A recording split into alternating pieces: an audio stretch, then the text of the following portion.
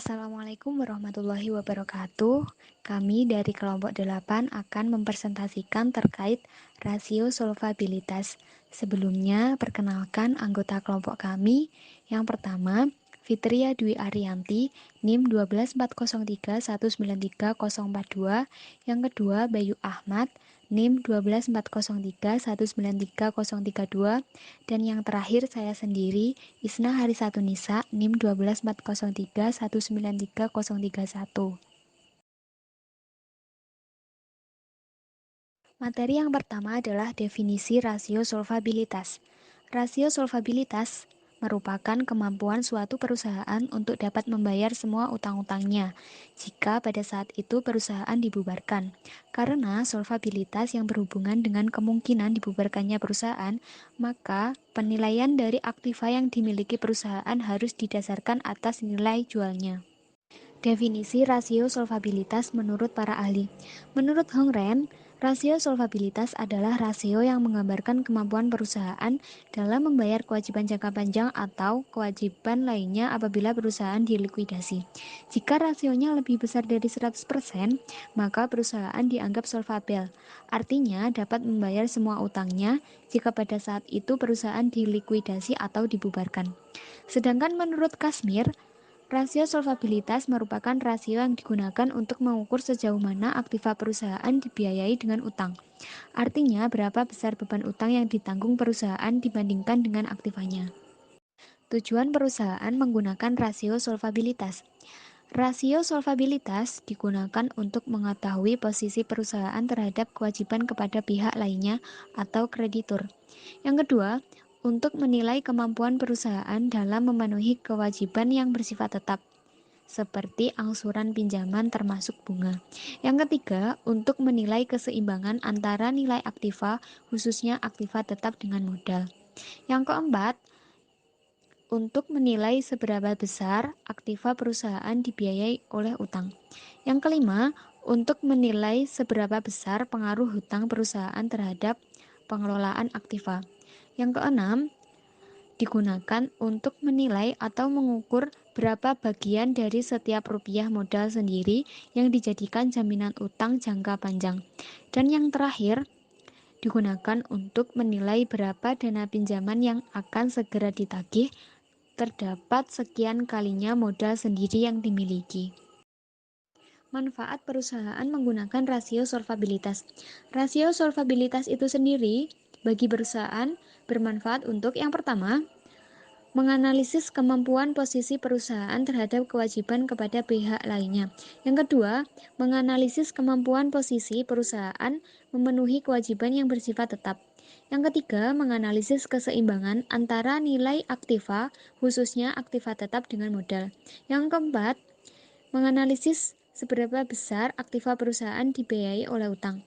Yang kelima, menganalisis seberapa besar pengaruh utang perusahaan terhadap pengelolaan aktiva. Yang keenam, untuk menganalisis atau mengukur berapa bagian dari setiap rupiah modal sendiri yang dijadikan jaminan utang jangka panjang. Dan yang terakhir, bermanfaat untuk menganalisis berapa dana pinjaman yang segera akan ditagih terhadap sekian kalinya modal sendiri yang dimiliki. Materi selanjutnya akan disampaikan oleh Mas Bayu. Debt to asset ratio. Debt to asset ratio digunakan untuk mengukur seberapa besar aktiva perusahaan dibiayai oleh hutang atau seberapa besar hutang perusahaan berpengaruh terhadap pengelolaan aktiva. Rumusnya yaitu sama dengan total utang dikali 100% dibagi total aset. Rasio hutang modal atau disebut debt to equity ratio. Debt to equity ratio digunakan untuk menilai hutang dengan seluruh ekuitas. Rasio ini berguna untuk mengetahui jumlah dana yang disediakan peminjam atau kreditor dengan pemilik perusahaan. Rumusnya total jumlah utang dikali 100% dibagi ekuitas atau modal. Long term debt to equity ratio. Long term debt to equity ratio adalah rasio yang memperbandingkan proporsi utang jangka panjang dengan ekuitas saham biasa. Berikut definisi long term debt to equity ratio dari para ahli.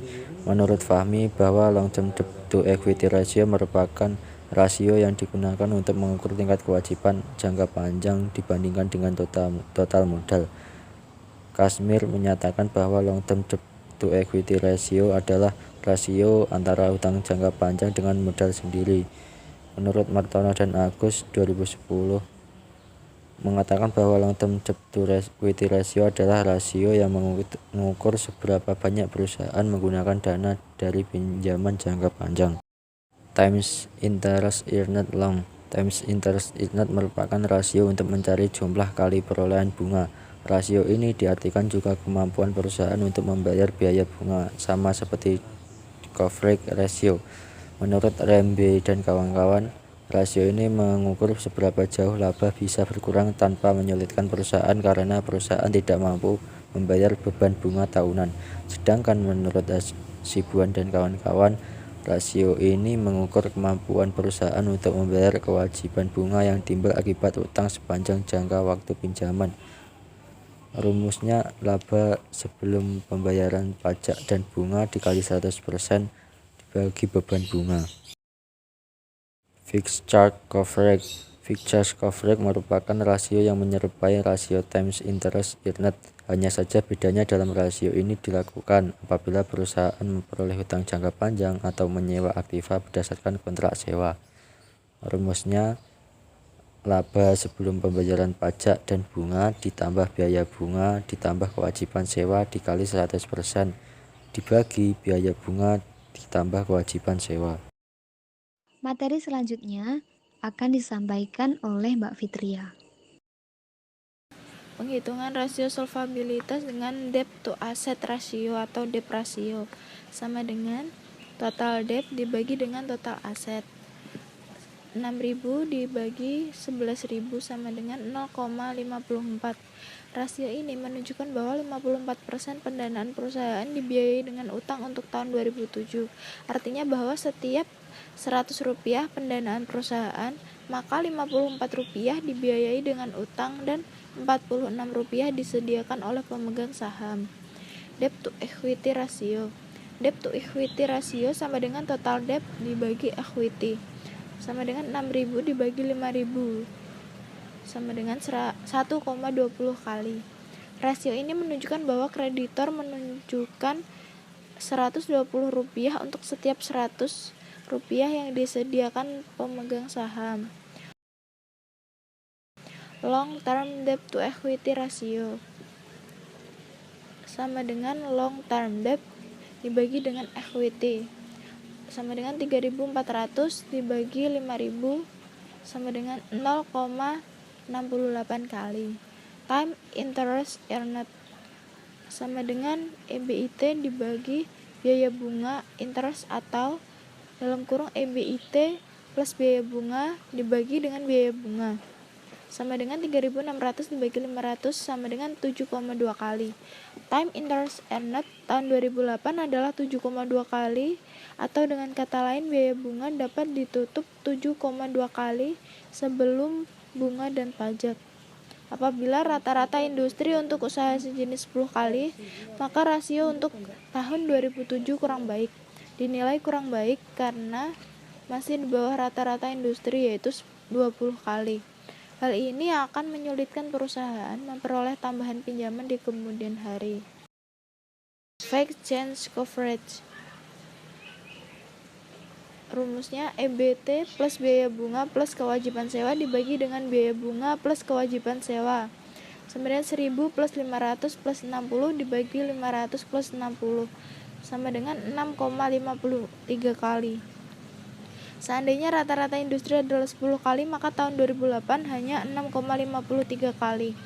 Hal ini dinilai kurang baik karena masih di bawah rata-rata industri dan hal ini akan menyulitkan perusahaan untuk memperoleh pinjaman. Mungkin itu yang dapat kami sampaikan dari kelompok 8, kurang lebihnya kami mohon maaf. Wassalamualaikum warahmatullahi wabarakatuh.